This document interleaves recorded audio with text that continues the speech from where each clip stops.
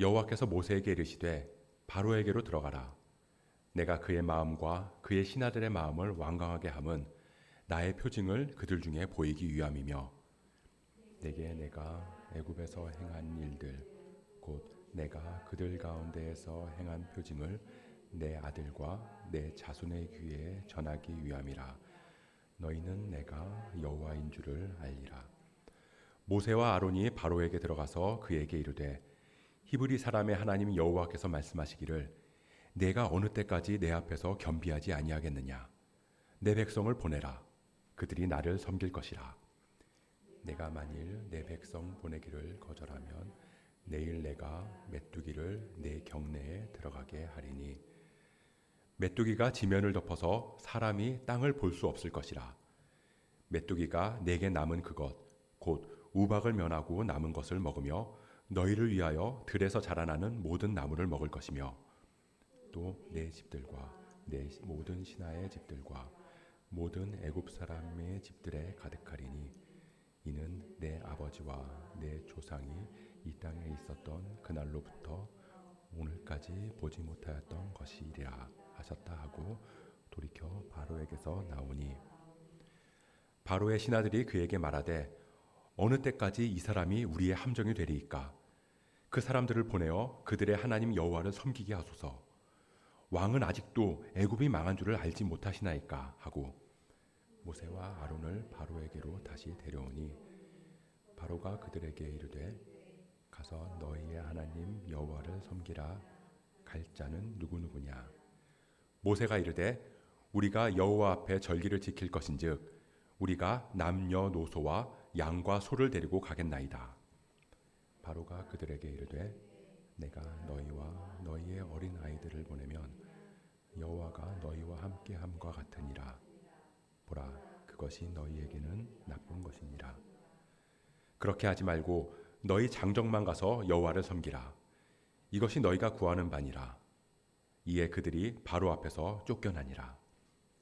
여호와께서 모세에게 이르시되 애굽 땅 위에 내 손을 내밀어 메뚜기를 애굽 땅에 올라오게 하여 우박에 상하지 아니한 밭의 모든 채소를 먹게 하라. 모세가 애굽 땅 위에 그 지팡이를 들매 여호와께서 동풍을 일으켜 온 낮과 온 밤에 불게 하시니 아침이 되매 동풍이 메뚜기를 불어들인지라. 메뚜기가 애굽 온 땅에 이르러 그 사방에 내림에 그 피해가 심하니 이런 메뚜기는 전에도 없었고 후에도 없을 것이라. 메뚜기가 온 땅을 덮어 땅이 어둡게 되었으며 메뚜기가 우박에 상하지 아니한 밭의 채소와 나무 열매를 다 먹었으므로 애굽 온 땅에서 나무나 밭의 채소나 푸른 것은 남지 아니하였더라. 바로가 모세와 아론을 급히 불러 이르되 내가 너희의 하나님 여호와와 너희에게 죄를 지었으니 바라건대 이번만 나의 죄를 용서하고 너희의 하나님 여호와께 구하여 이 죽음만은 내게서 떠나게 하라. 그가 바로에게서 나가서 여호와께 구하매 여호와께서 돌이켜 강렬한 서풍을 불게 하사 메뚜기를 홍해에 몰아넣으시니 애굽 온 땅에 메뚜기가 하나도 남지 아니하니라. 그러나 여호와께서 바로의 마음을 완악하게 하셨으므로 이스라엘 자손을 보내지 아니하였더라. 아멘.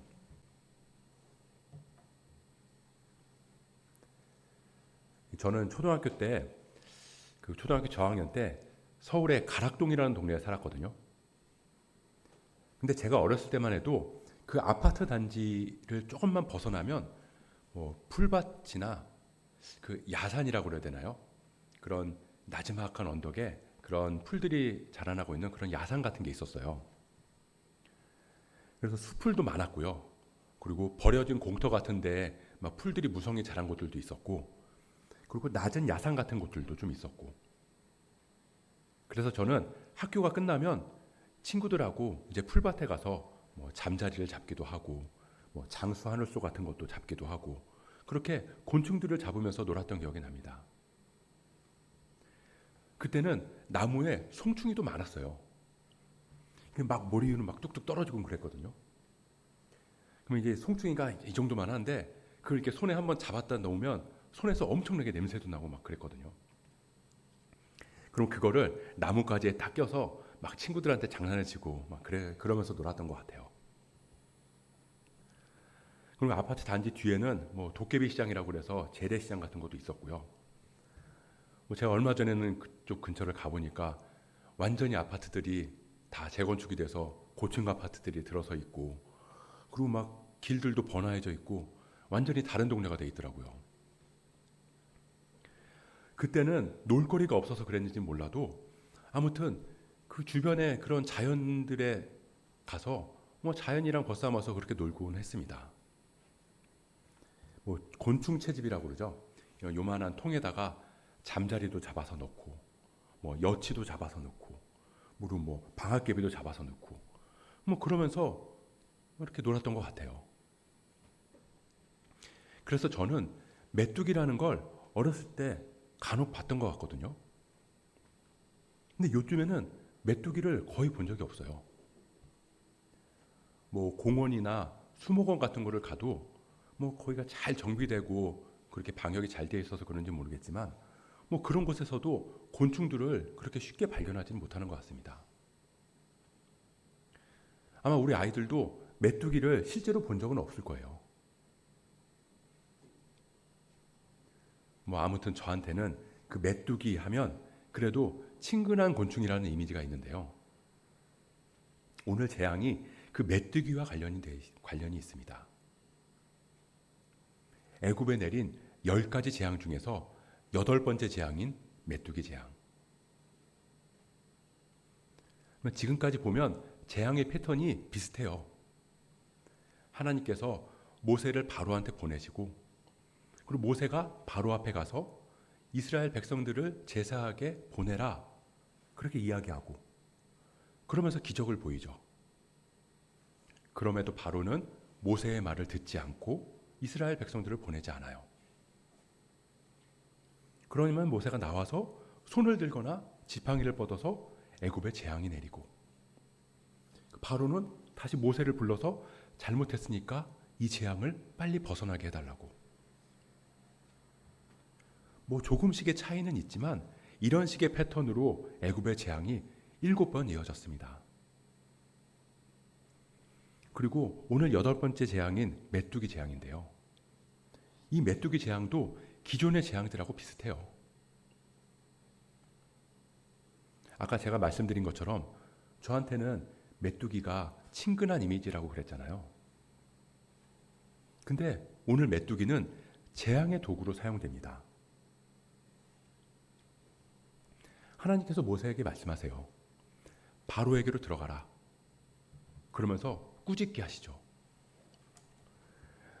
네가 어느 때까지 내 앞에서 겸비하지 아니하겠느냐. 내 백성을 보내라. 그들이 나를 섬길 것이다. 만일 내 백성을 보내지 않으면 내일 내가 메뚜기를 내 경내에 들어가게 하리라. 애굽은 이미 우박재앙으로 가축과 농작물에 큰 피해를 입은 상태였어요. 9장 25절에 보니까 우박이 애굽 온 땅에서 사람과 짐승을 막론하고 밭에 있는 모든 것을 쳤으며, 우박이 또 밭의 모든 채소를 치고 들의 모든 나무를 꺾었으되. 밭에 있는 작물들이 우박으로 다 피해를 입은 거죠. 보리밭은 이미 폐허가 됐어요. 그러나 밀과 쌀보리는 자라지 아니한 고로 상하지 아니하였더라. 남아있는 건 자라나지 않은, 그러니까 이제 막 자라기 시작한 밀하고 쌀보리뿐이었다는 겁니다. 이게 애굽 사람들의 유일한 희망이었어요. 이것마저도 사라지면 진짜 굶주림이 찾아오게 되는 거죠. 그런 상황에서 모세가 또 나타나서 이스라엘 백성을 보내지 않으면 이번에는 메뚜기를 보낼 거라고 말합니다. 도대체 메뚜기가 오면 어떻길래 메뚜기를 보내는 게 재앙이 될까요? 제가 유튜브에서 메뚜기 떼 영상을 한번 찾아봤는데요. 너무 끔찍해서 보기에 좀 불편하실 수도 있어요.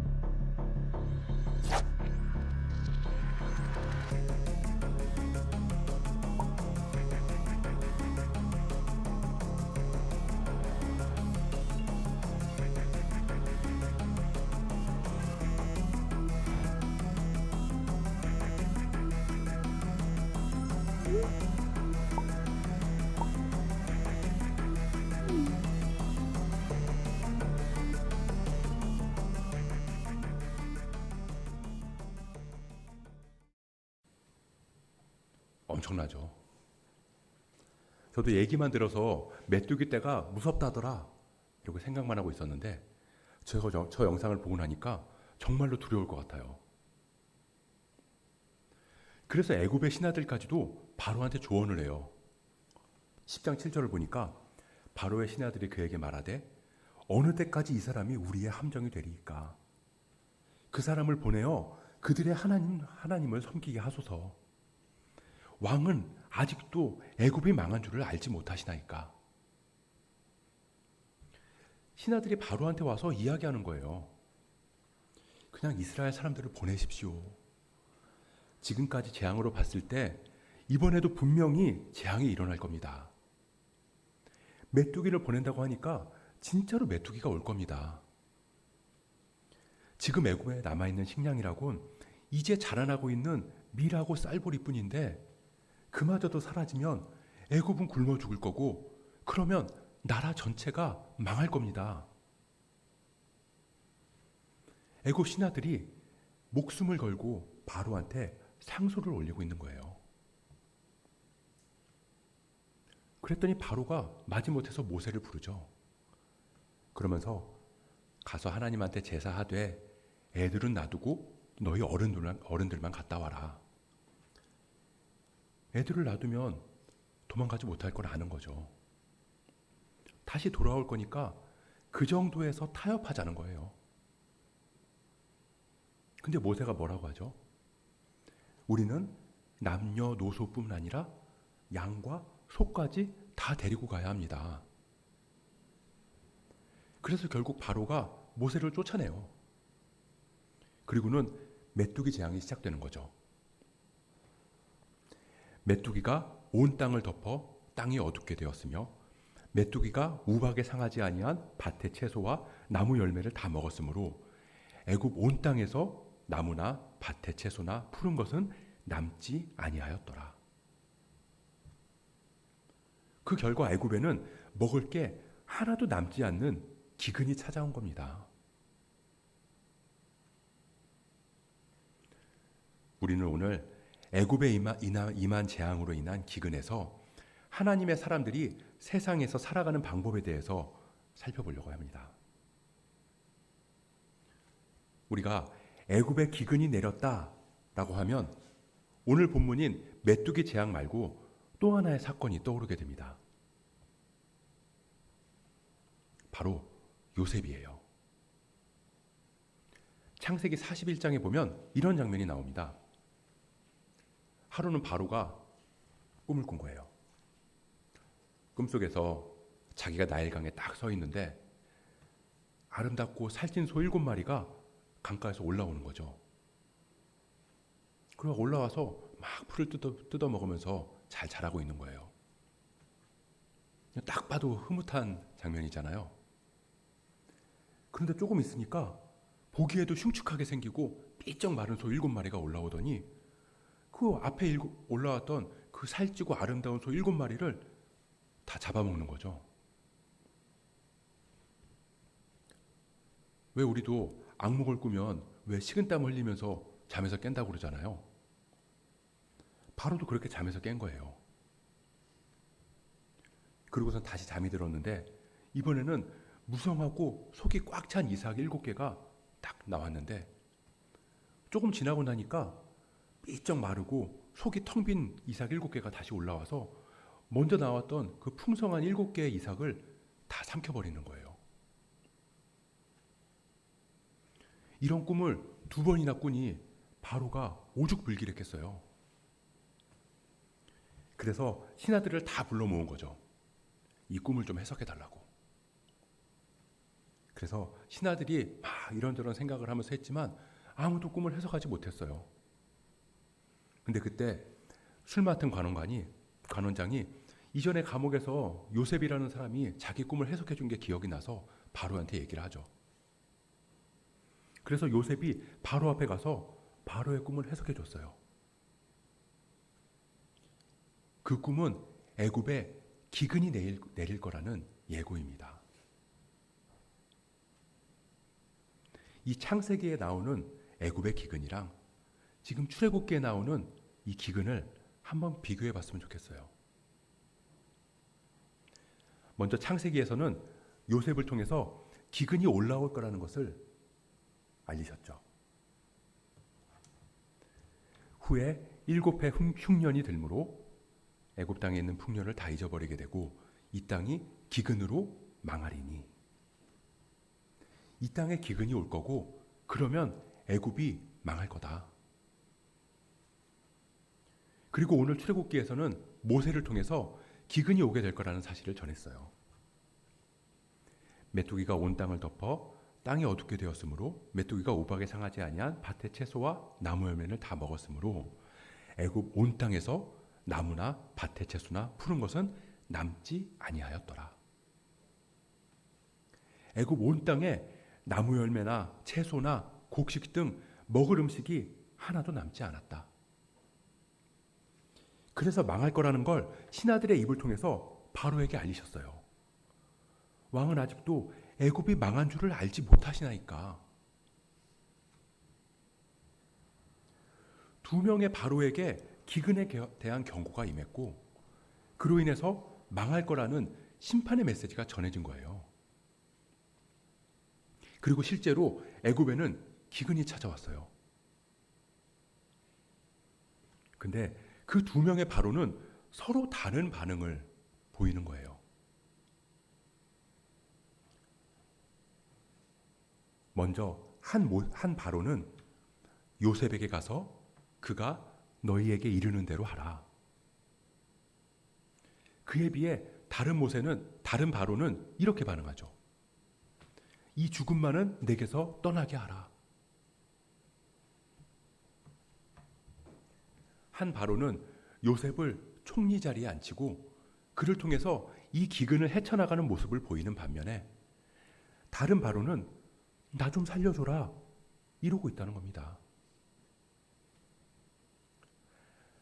한 명의 바로는 하나님의 경고의 말씀을 새겨들어서 모든 백성들이 회복되고 살아날 수 있도록 했는데 오늘 바로는 백성들은 여전히 굶주림에 죽어가면서 부르짖고 있는데 그 와중에 내가 죽겠으니 나 좀 살려줘라 그러면서 자기도 울고 있다는 거예요. 그리고 그 일로 인해서 이스라엘 백성들도 변화가 생기죠. 이 일을 통해서 한쪽에서는 애굽으로 들어가게 되고요. 다른 한쪽에서는 애굽에서 나오게 돼요. 요셉을 통해서 애굽에 들어간 이스라엘 백성에 대해서 한 바로는 극진히 환대하면서 너그러움을 베풀고 모세를 통해서 애굽에서 나온 이스라엘 백성들에 대해서 또 다른 바로는 고통 속에서 절규하면서 끝까지 이스라엘을 쫓아가는 완악함을 보입니다. 이 두 가지의 모습이 우리 신앙의 모습과 닮아 있다는 생각을 해볼 수 있을 것 같아요. 하나님께서는 요셉과 모세라고 하는 하나님의 사람을 바로에게 보내셨어요. 그리고 하나님의 말씀을 전하게 하셨죠. 망할 거라는 심판의 경고를 말하게 하셨어요. 근데 한쪽에서는 그 말씀을 받아들였고 다른 한쪽에서는 완강하게 거부했습니다. 보냄받은 하나님의 사람인 요셉은 총리의 자리에 올라서 극진한 대접을 받았고요. 또 다른 하나님의 사람 모세는 애굽에서 공공의 적이 되었고 끝까지 원망받는, 출애굽에서는 이스라엘 동족들한테까지 원망과 시기를 받았어요. 하나님은 하나님의 일을 하실 때 하나님의 사람을 통해서 일하세요. 그게 하나님의 일하시는 방식이에요. 하나님의 사람을 부르셔서 각자의 자리로 보내는 겁니다. 그리고 그들을 통해서 하나님께서는 하나님의 일들을 이루어 가시는 거죠. 근데 문제는 하나님이 하나님의 사람을 보내시는 것과 하나님이 하나님의 일을 이루시는 그 중간 단계에 있다는 거예요. 요셉이랑 모세는 비슷한 상황에 처해 있었거든요. 한 사람은 집에서 잘 나가다가 형들한테 팔려서 노예 생활과 감옥 생활을 하면서 고통스러운 시간을 보내게 됐고요. 또 한 사람은 왕궁에서 잘 나가다가 바로한테 쫓겨서 미디안 광야에서 고통스러운 시간을 보냈어요. 그런 두 사람을 하나님께서는 택하셔서 바로 앞에 보내신 겁니다. 그리고 하나님의 말씀을 전하게 하셨어요. 근데 한 바로는 그 말을 들었고 다른 바로는 그 말을 듣지 않았습니다. 그러니까 둘 다 하나님이 보내셨고 하나님의 일을 했는데 그들에게 온 반응이 정반대였다는 거죠. 물론 둘 다 결국 하나님께서는 그 뜻을 이루셨어요. 근데 그 중간 시간에서 하나님의 사람은 상반된 상황에 처하게 됐다는 겁니다. 한 사람은 총리로, 한 사람은 공공의 적으로. 이게 부름받은 그리스도인들이 세상에서 살아가는 모습이에요. 어떤 때는 믿음으로 살았더니 총리가 된 요셉처럼 형통하고 성공한 삶이 찾아오기도 하고요. 또 어떤 때는 믿음으로 살았더니 끝까지 죽이겠다고 쫓아오는 바로의 위협을 받기도 한다는 거예요. 요셉과 모세, 그 두 사람한테 다른 점이 있었나요? 없었어요. 둘 다 하나님께서 시키시는 대로 한 거예요. 그래서 하나님께서는 그 뜻을 이루셨지만 그들을 대하는 바로의 태도는 완전히 다르다는 겁니다. 하나님의 사람한테 믿으면 형통한다, 이 공식이 성립하지 않는다는 거예요. 한마디로 신앙에는 공식이 없다는 겁니다. 신앙에는 공식이 존재하는 게 아니라 하나님의 뜻이 이루어지는 것만 존재할 뿐이죠. 제가 지난번에도 한번 말씀드린 것 같은데요. 저희 애들이 어렸을 때였어요. 한창 자전거를 타고 싶어 해서 자전거를 배우는 시기였는데요. 그때 집에 4발 자전거 한 대가 있었고요. 애기들이 타는 3발 자전거가 한 대 있었어요. 아이는 셋인데 자전거는 2대고 큰애는 4발 자전거에서 이제 보조바퀴 떼고 2발 자전거를 막 배우던 시기고, 그래서 큰애는 2발 자전거를 타야 됐고요. 근데 둘째는 3발 자전거가 너무 작아서 3발 자전거는 타기가 너무 힘들고, 그래서 자전거를 타게 될 때면요, 한 번은 보조바퀴를 떼고 2발 자전거로 큰애가 한 바퀴를 돌고 오고, 그리고 오면 다시 보조바퀴를 붙이고 둘째 애가 한 바퀴를 타고 오고, 그런 식으로 자전거를 탔어요. 그러면서 둘이서는 한 바퀴를 돌았네, 2바퀴를 돌았네 이러면서 티격태격했고요. 그래서 자전거를 가지고 나갈 때면 저는 항상 몽키 스패너를 챙겨야 했습니다. 왜냐면 보조바퀴를 떼야 됐고 또 다시 붙여야 됐으니까요. 그래서 자전거가 하나 더 있었으면 좋겠다, 이런 생각을 했어요. 근데 자전거를 한 대 더 사줄 만한 또 여건이 좀 안 되는 거예요. 물론 뭐 어떻게든 사주려고 하면 사줄 수는 있었겠지만 좀 이제 그럴 수만은 또 없겠더라고요. 그때 저희 마음속에 기도하자, 그런 생각이 든 거죠. 그래서 저희 부부가 그날 밤에 무릎 꿇고 기도를 했어요. 자전거가 필요하다고. 근데 그 주에 자전거가 생긴 거예요. 어떤 일이 있었냐면요, 완전 새 것 같은 자전거가 아파트 경비실 앞에 놓여 있는데 필요한 사람은 가져가세요 라는 종이가 붙어 있는 거죠. 딱 봐도 저희 기도의 응답인 거예요. 자전거 사이즈도 우리가 원하는 거랑 완전히 똑같았고, 그래서 그걸 보고 너무 놀라고 충격을 받았습니다. 그날 이후에 제가 뭔가 필요할 때 어떻게 했을까요? 기도했어요. 하나님, 저 이런 게 필요해요. 제가 그렇게 필요한 게 있을 때 하나님께 기도했는데 그 기도가 응답이 됐을까요? 안 됐을까요? 된 것도 있고요. 안 된 것도 있어요. 최근 얘기예요. 얼마 전까지 저희 방송용 컴퓨터가 이전에 계시던 목사님께서 쓰시던 걸 받은 거라서 이 사양이 많이 딸려서 그런지 이게 오류가 나고 끊기고 막 녹화가 잘 안 되고 막 그랬어요. 그래서 그때도 제가 기도를 했습니다. 하나님, 컴퓨터가 한 대 있었으면 좋겠습니다. 근데요, 얼마 뒤에 어떤 분께서 이 설교를 유튜브로 들으시다가 컴퓨터를 사주고 싶다는 마음이 들었다고 연락을 주신 거예요. 그래서 처음엔 거절했죠. 이게 너무 고가기도 하고 죄송하기도 하고. 근데 나중에 다시 한번 연락이 와서 의사표시를 하셔가지고 지금은 감사하게 받아서 방송용으로 잘 사용하고 있습니다. 근데 매번 그렇지는 않다는 거예요.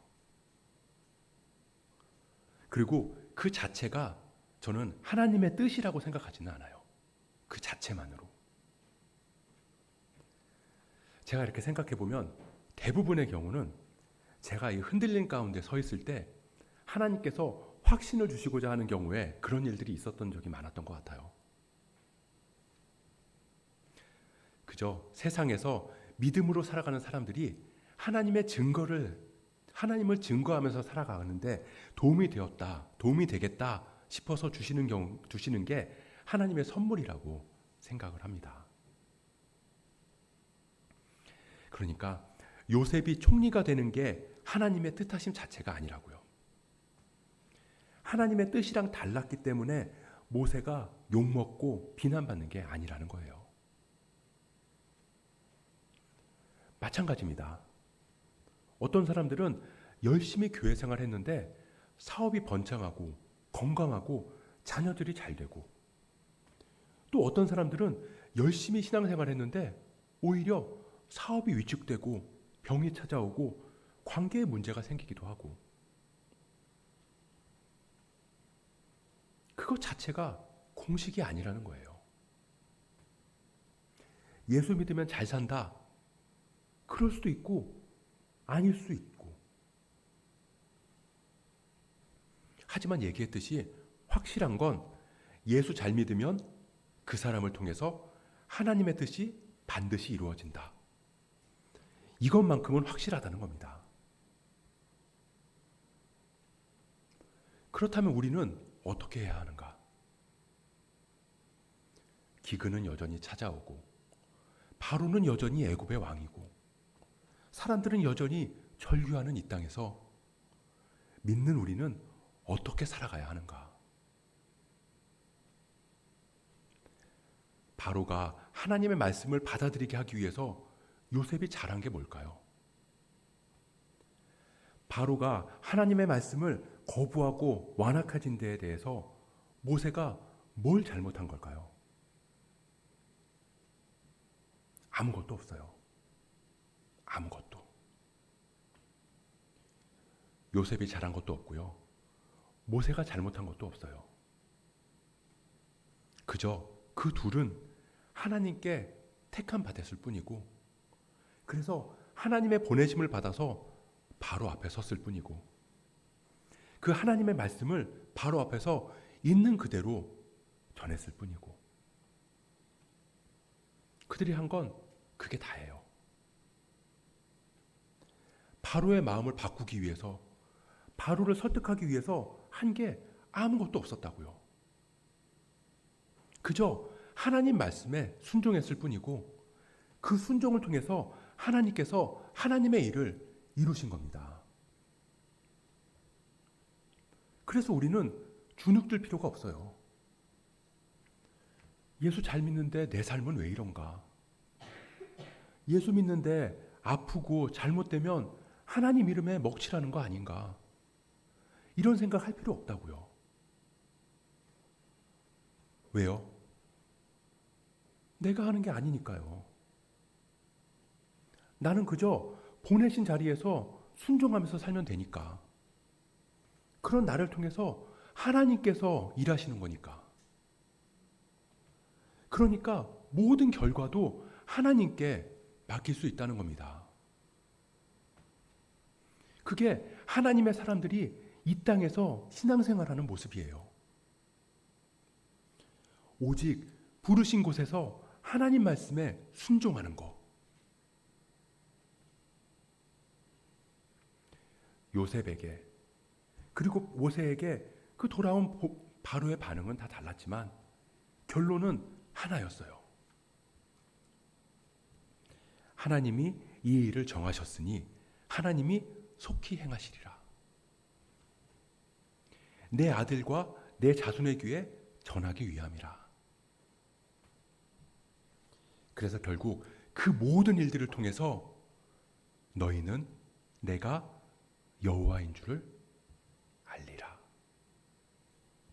너희는 내가 여호와인 줄을 알리라. 너희를 통해 이루는 일들을 통해서 세상에 그리고 내 아들과 내 자손의 귀에 전하게 하기 위함이라. 즉 너희 가정에 그리고 하나님의 사람인 너에게 내가 여호와인 줄 알게 하리라. 부하든지 가난하든지 건강하든지 약하든지 형통하든지 곤고하든지 네가 어떤 상황에 처해 있든지 나는 너의 하나님이다. 신앙은요, 그거 하나 붙들고 가는 거예요. 하나님이 나와 함께 하신다. 그럴 때 하나님께서는 나를 통해, 우리를 통해, 그리고 이 교회를 통해 하나님의 뜻을 온전히 이루실 거예요. 내가 어디에 있든 부르신 그곳에 하나님 나라가 임할 줄 믿습니다.